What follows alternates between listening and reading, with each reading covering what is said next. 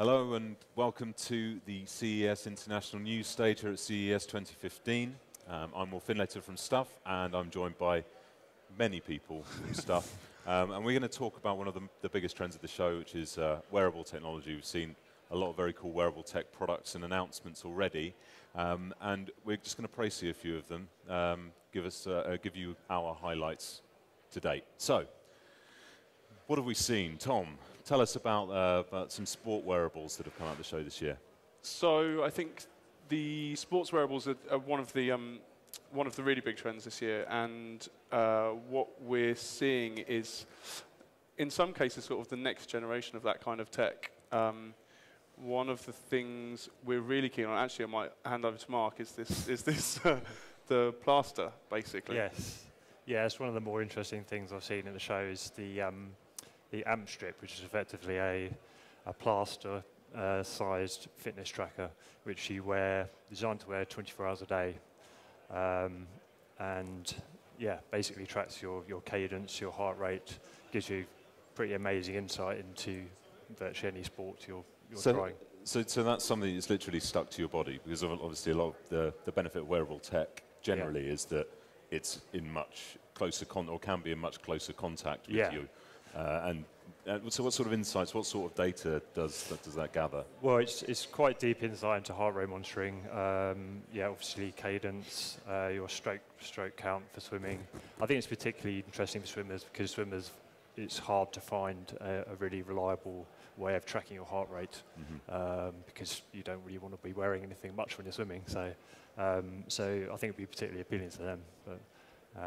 But also it's quite interesting because for that kind of device, it can't really have an interface because that would defeat the object of it being so small. So it actually it recognises automatically when it's your resting heart rate or when you're in a zone 4 or zone 5. So that's quite a clever way of tackling it. I think I think that is the kind of gadget that shows us where fitness gadgets are going to go in the future. It's kind of the next gen of wearables. It's not built into a watch. It's not a big clunky thing. It's something that you just stick to your skin, completely invisible, essentially, underneath your clothes. And I think that's something we're going to see a lot more of in 2015 and beyond.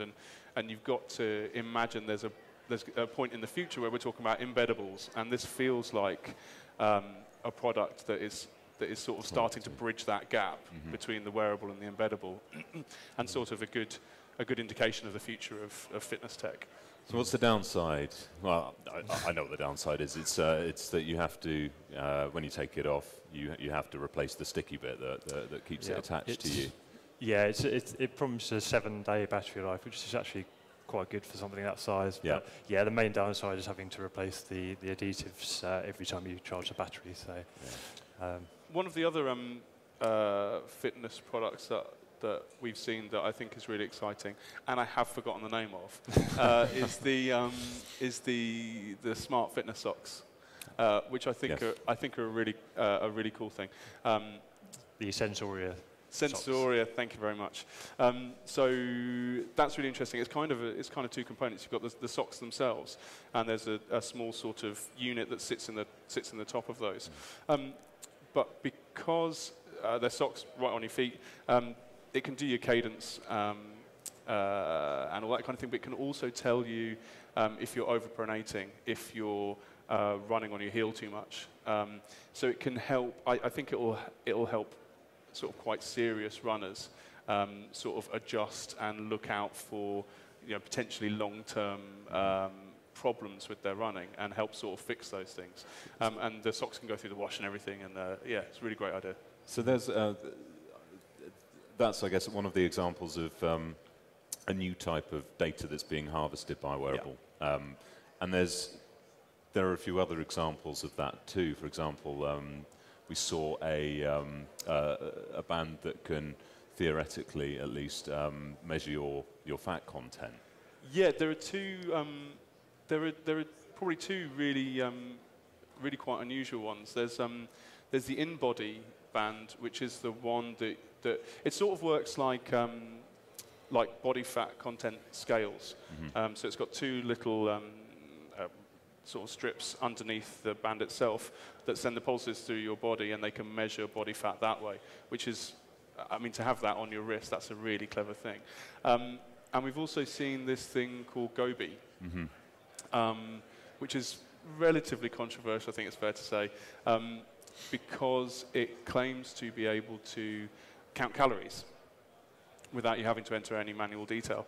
And it does that by, it's all to do with how your body breaks down calories into glucose and then into water. So it uses similar sensor technology as the in-body, sending these pulses through your body and measuring the amount of water content, and therefore how much glucose, and therefore how many calories you've used. That's a really interesting idea. I think it's going to be interesting to see, actually test those out and see how accurate they are, I suppose. It claims 85% accuracy, which, if true, would be good enough. Pretty for amazing. most, and 85% doesn't necessarily sound like loads and loads, but actually, it's pretty good. Research suggests that actual manual calorie counting isn't all that accurate anyway. You make mistakes, and often labels aren't quite. They're all an estimate.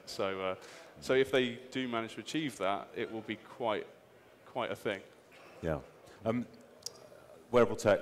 There's always an opportunity for something a bit mad to be launched at CES. Wearable tech, it sort of lends itself to some interesting new applications. Stephen, tell us a bit about your favourite gadget of the show so far. Unquestionably, my favourite gadget of the show so far is Belty, the smart belt that can tighten and loosen itself depending on whether you're standing up or sitting down. So it's got a motor in the belt buckle that can adjust itself. So you can set it to be tight at the start of the day and to gradually relax, or it can automatically ease off when you sit down if you've been eating a bit overindulgently.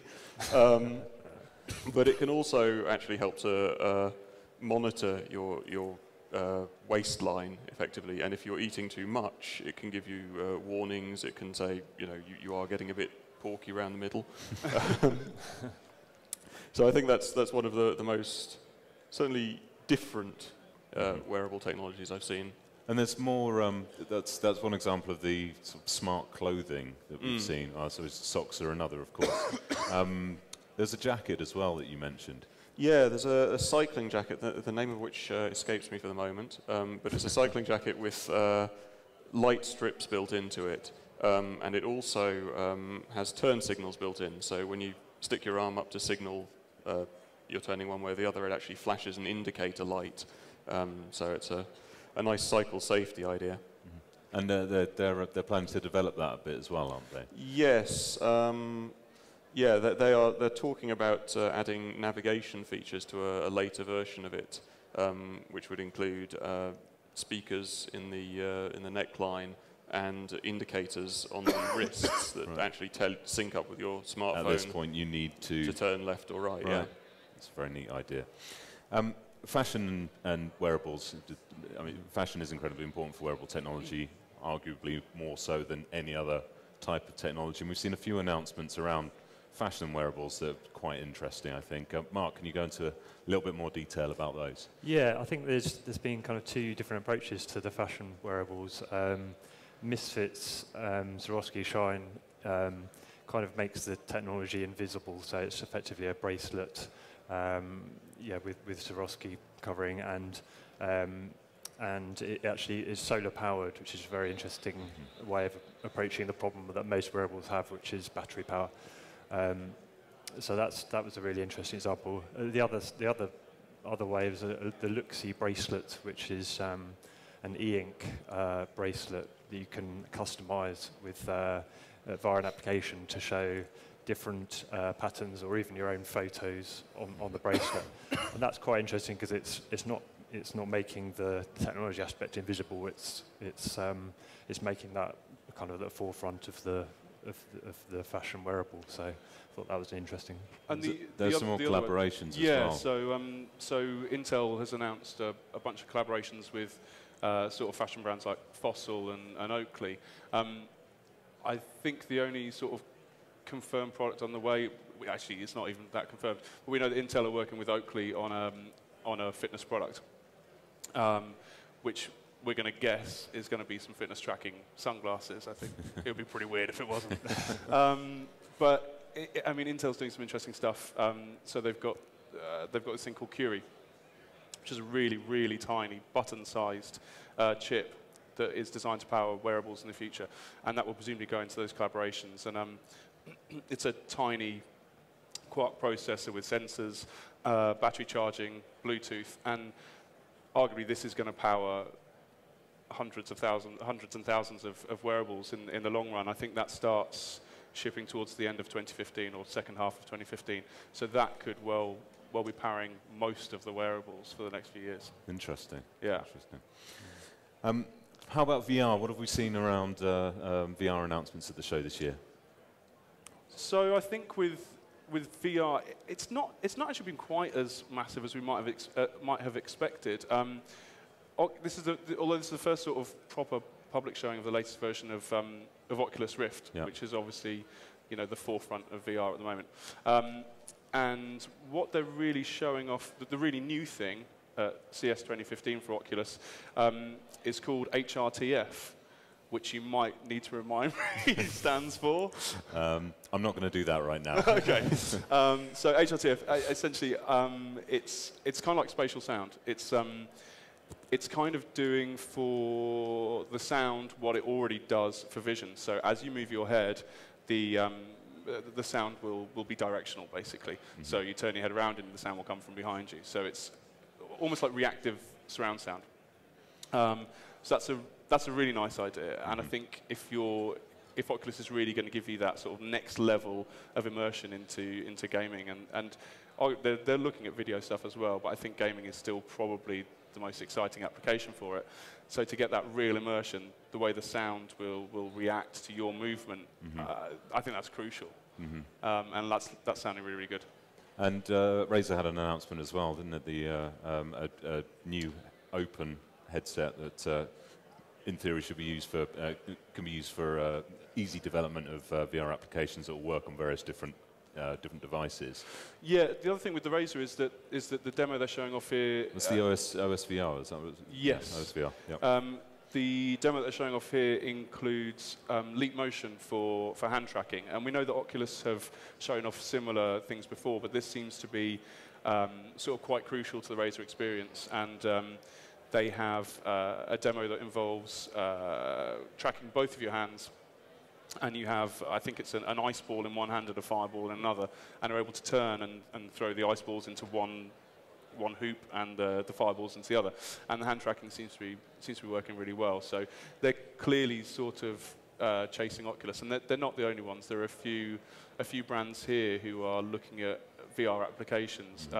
Obviously, sort of Oculus has sort of blazed that trail, and the excitement has convinced a bunch of other people to explore similar options. So VR is definitely still on the way. There's still no release date for Oculus, so we wait with bated breath. But the rumours say 2015. They say this year it's going to happen. Sure it is. I saw an interesting.